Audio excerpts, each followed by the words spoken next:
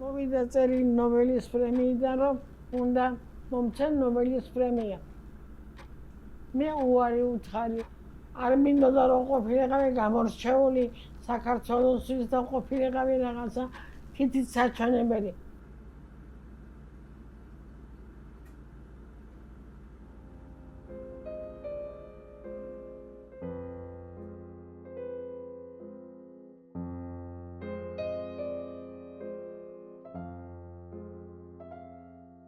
მე იქ ცხოვრობდი საჩხერეში 16 წლის ასაკიდან წამოვედი.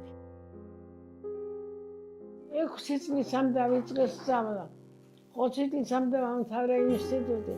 მერე შევედი მეორე ინსტიტუტში, მერე ასპირანტურაში, მერე დავამთავრე და დავიცავი დისერტაცია, საკანდიდატო, სადოქტორო და მომცე საკადემიკოსობა.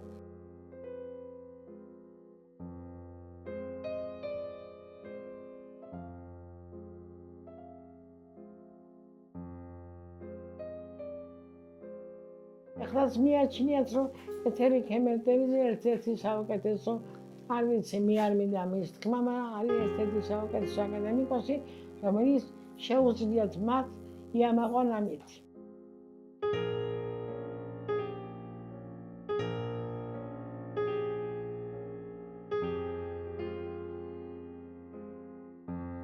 მარტო მე, ჩემი პრეპარატები მაქვს 30. ახალი, ისეთი ორიგინალური, რომელიც გადაარჩენს ქვეყანას.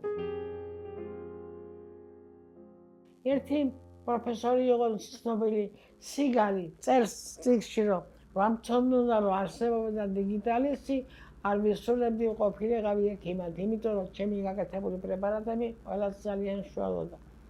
ესე ვმუშაობდი აქამდე. ჩემი მსოფლიოს მიმართულებით დამასახელეს მშვიდობის ელჩად, მსოფლიოს მიმართულებით.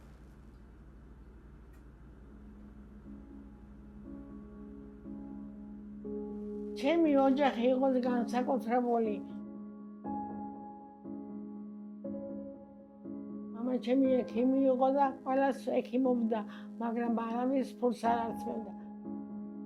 მისთვის სულ-ერთი იყო, ებრაელი იყო, სომეხი იყო, ქართველი იყო და ამავე დროს ყველასთვის იყო ძალიან მნიშვნელოვანი პიროვნება.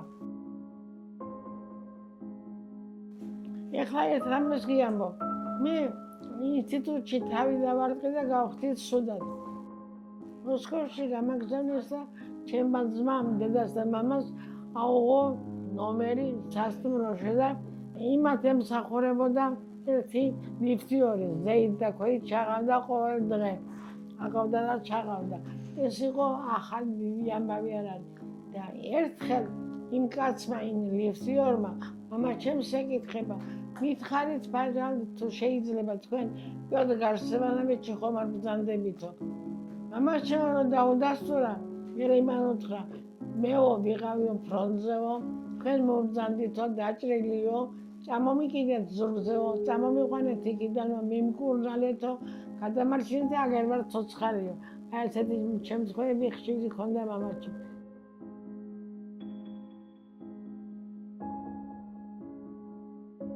ეს ჩემი ძმა იყო საოცარი პიროვნება. ისეთი კაცი იყო, რომ ჩემს სამღერელოს რომ დალედნენ ჯერ 10 კოთი დაიწყებდნენ. ჩემ ძმას სამჯერ გადაუხადა ქალაქმა ხეობა. ყველაზე ბედნიერად მეცენდება ის ეტაპი, როდესაც ჩემი ძმის შვილი დაიბადა ნინიკო. ნინიკოს ვენაცვალე. ეს ქვეყანას მისჩევნია. ნათესაობა მყავს, მაგრამ ამისი სიცოცხლე ჩემთვის სიცოცხლეა.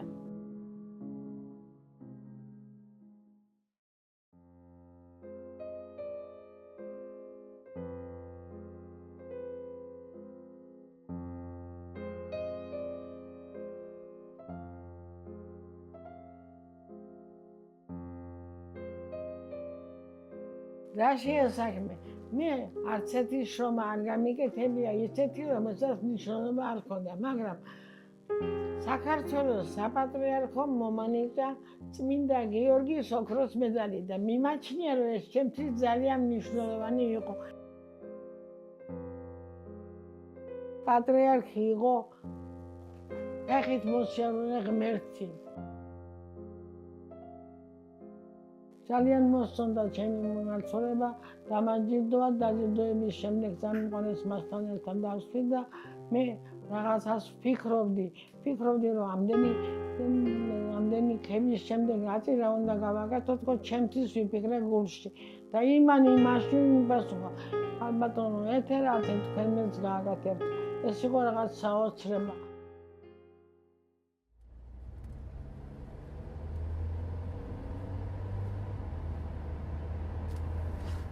ვცდილობ, რომ რაც შეიძლება ყოველდღე ვიარო სამსახურში. მიუხედავად იმისა, რომ ამდენი წლისა ვარ და ცოტა არ იყოს, რა თქმა უნდა, ფიზიკურადაც მიჭირს.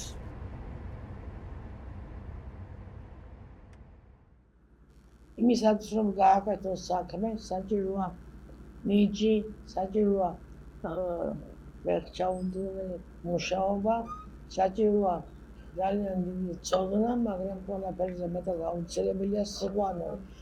და მე ყოველთვის ვცდილობ, რომ შაურიებო თანამშრომლებს თავისი დარგით და თავისი საქმის სიყვარული. ასეც პიროვნება გინახავთ, რომ ფეხზე იდგენ, მე კიდევ ფეხზე ვდგავარ, მეხმარებიან ეს ჩემი თანამშრომლები და მათთან ერთად ვაგრძელებთ მუშაობას.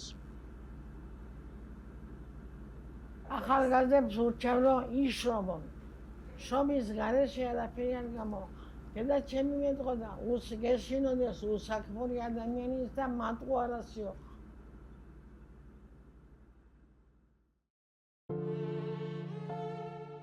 არავითარი ბრძნობა მე ასეთი რომ მქონოდა არ მქონია. ამბობდნენ ზოგჯერ მე ჩვენო ყველას გვიყვარდიო, მაგრამ ისე იჭერდი თავს, რომ ვერავინ არაფერს არ გიბედავდა. ვიყავი ჩემი საქმეს ვაკეთებდი. მე ამის მეტი ცხოვრება არ მქონია არაფერი. ჩემი ცხოვრება იყო მხოლოდ ფარმაკოქიმიის ინსტიტუტი. სიყვარული და სიხარული აქედან მიღებული შედეგების მახსოვსება.